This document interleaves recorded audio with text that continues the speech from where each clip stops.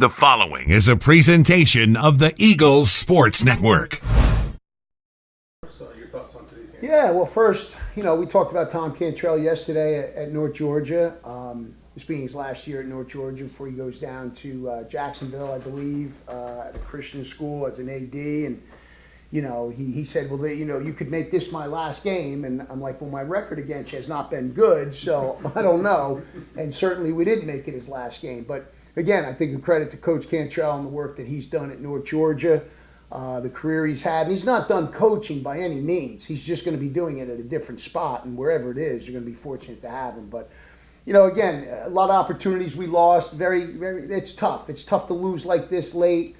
It felt like a microcosm of yesterday. You score early and you're just trying to see when can you add runs. We just weren't able to do it. Credit to pitching. And hitting's hard and their pitchers did a good job of settling in. But I just felt like, again, I felt like in the middle of that inning, we had a talk in that dugout. Like, you got to let go of this idea of fear and hope. And you got the lead. You got to play with optimism and opportunity, man. I just felt like our mindset was like we were losing 2-0. And then there's going to be certain situations where you need your primetime players. They got to come through. Case in point, their leadoff hitter and Art. Get on, and then Art gets the big home run. Your primetime players have got to come up big in big situations. And we've had a lot of guys do things that I think have been beyond what they're capable of doing. I think that's why we're here right now. Talent-wise, I don't know if we match up with the teams that are in here. Team-wise, we're pretty stinking good. And we're really good on the mound. We play good defense, and guys know their roles as hitters. But that can only carry you so far. At some point, you got to have your primetime players that lead off, that 3, 4, 5 hitter. They got to come up big in big moments. That's how you advance in these things. So, that part of it is. I'm proud of our seniors and what they've established and hear what they've done with our culture, how they represent the program on and off the field. They do a tremendous job. We're very encouraged about the nucleus coming back. Our pitching staff's coming back. It's a fantastic pitching staff, and we've got a couple pieces we got to fill in offensively, so we're very encouraged for the future as well. But, this is more about celebrating the year than it is to sorrow about it. It's a celebration, really, of a team that did a phenomenal job this year, and I think went above and beyond what people expected. Thanks, Coach. Yeah, thank you. Start with the positives, obviously. Jackson Underwood, 7 scoreless there, killed the 2 runs in the 8th. Longest outing from him this year. What was going for him so well in this one? Well, he looked fresh. Everything was coming out fresh. Everything was loose. He had more velocity than we thought he had before. Everything was good. But we talk about this. The reason pitchers have success is because of the catchers. Now, we don't use pitching coach call pitches. Our catchers call the pitches. There's a dynamic there that is totally different than when a pitcher is having his pitches called by someone. We all have different philosophies. But when a catcher is calling the game, that is a true partnership. That's why a guy like Frankie and Nick have done a tremendous job with our staff. Our staff had the best ERA basically in the conference because of their homework and their feel for the game and them knowing their pitchers and what to call. That's different than a pitching coach calling it. So a guy like Frankie today, that's why Underwood had great success. You get in that rocking chair, you have a good feel of what's working against certain hitters, and you're able to get your pitchers to execute those pitches. So Jackson, phenomenal job, but we always say all that credit goes to the catcher. And when Jackson doesn't have a good outing, that's because of the catcher as well. So they do get praised, but they also get criticized as well when they have bad days.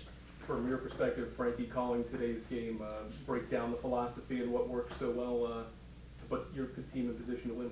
Yeah, like Coach said, Jackson came out fresh, looking really good, confident. And we found out early that elevated fastballs were working today, so that's kind of what we were living on. Obviously, can't do that every pitch. They're a good hitting team, so he had a really good feel for mixing pitches in. And obviously, at the end there, it's just kind of too much of the same stuff, I think, on my end. Opeda was kind of sitting on that last slider tied up, and then bench comes in, and Ard just put a good swing on a not very good pitch, if you ask me. It was kind of way off and way down. He's a big boy, so got the barrel in it, got up and out. So, Coach, at first NCAA tournament trip for you guys since 2008. Incredible record, and they're two really incredible games. Yeah. These went right down to the wire. What are some of the feelings or memories you're going to have about this group in particular that you've spent so much time with? Yeah, I think it's overachieving. I think, when you look at teams, there's talent, and then there's that team, that chemistry, and guys understanding their role and making others better and holding them accountable in training, off the field. That really happened this year. I thought the chemistry was great. We talked yesterday, they spent a lot of time hanging out together off the field. The chemistry was really good. We had alumni that would come in our dugout and they'd be like, boy, these guys, you could tell, there's just something. They get along well. Can you force it on guys? You try to do it as coaches, but it's got to happen organically. And every year it's going to change because you have different people coming in. But this group, they had it. And then obviously we had a really good pitching staff, with Colton and Higgins. I mean, think about this. We had a kid with 8 starts with a .98 ERA that we didn't have the rest of the year. Yeah. You imagine if he stayed healthy. Now, that's part of it, staying healthy. But I think the chemistry, their work ethic, and buying into the culture on and off the field. The culture isn't just how you play the game. It's how you treat people during the game. It's how you treat your opponent. It's how you treat people off the field. It's taking care of your responsibilities and being accountable. They did an exceptional job of that. Because what we're looking for is the well-rounded guy. We don't want the guy who just does everything right between the lines and then outside the lines, he's a complete disaster, or vice versa. We want to make sure we're doing it all the right way. And I can't tell you how fortunate, and you guys know this, that we work at a university that we do. Trustees, president, AD, that faith comes first, and then the rest of it comes second. And how are we developing that faith with these young men? Not only the coaching staff, but each other. How are they doing that with each other? How are they investing in each other? How is the community investing in them? That's why Carson-Newman to us is very special. And that's not for everybody. But thankfully we have a place like that, and they appreciate that. Frankie, you spent a lot of your time as a role player, and then here, especially towards the end, as things got more real, they were looking at you more, counting you more behind the dish, all through the games. To be a senior and to put the work you put in, and to be put in this position at these key times, what does that mean to you, and to be a part of a team like this, and to be asked to that? Oh, it means the world. I mean, came in this year with that role player mentality. I mean, it's no secret, he'll be the first to say it. I wasn't a hitter my first 4 years. And I guess I just figured it out 5th year. I don't know, maybe I just stopped caring so much and just went up there and hit for once. But figured it out, and I started to be able to put myself in positions to play more.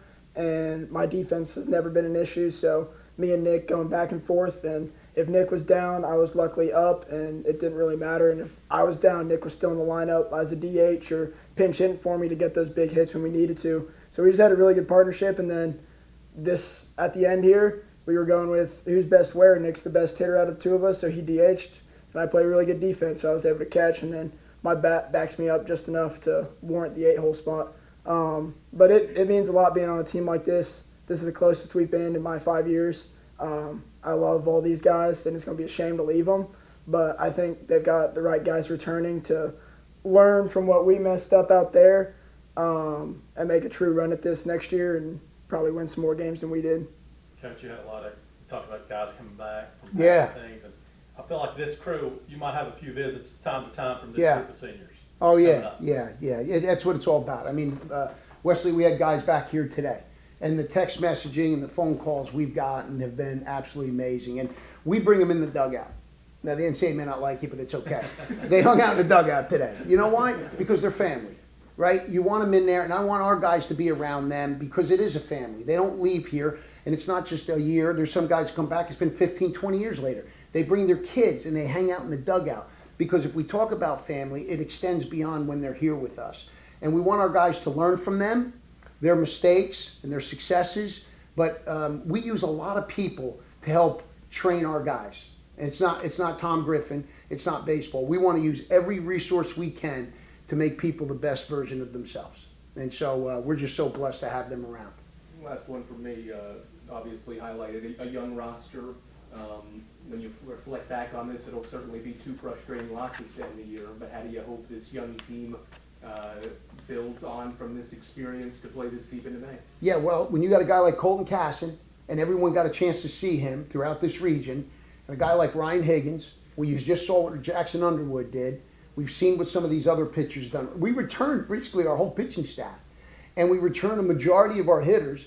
And now we've got a couple pieces we got to find So if there's any hitters out there that can hit 450 with 20 jacks, call me because we could use you right now. Got to plug them in that lineup right there. But yeah, we got a couple pieces we got to stick in there. But the bulk of it is there. The bulk of it is there. All these coaches will tell you, no matter what you bring in, if that chemistry ain't right, it ain't gonna matter, man. And it's special when you get it, and we had it this year. And some of these clubs have it right now. Obviously, that's why they're here. So you cherish it. The ride home, I'm gonna think about it. I'll cry. I'll have some good 80s music on. I'll probably cry about 4 or 5 times on my way home. I'll cry tomorrow. But I'll be crying because it's a celebration more than anything else. And I appreciate everything you guys have done with our department because you've highlighted these young men so well. And I know they appreciate it and their families appreciate it. So thank you very much. Thanks, Coach. Beautiful. Thank you.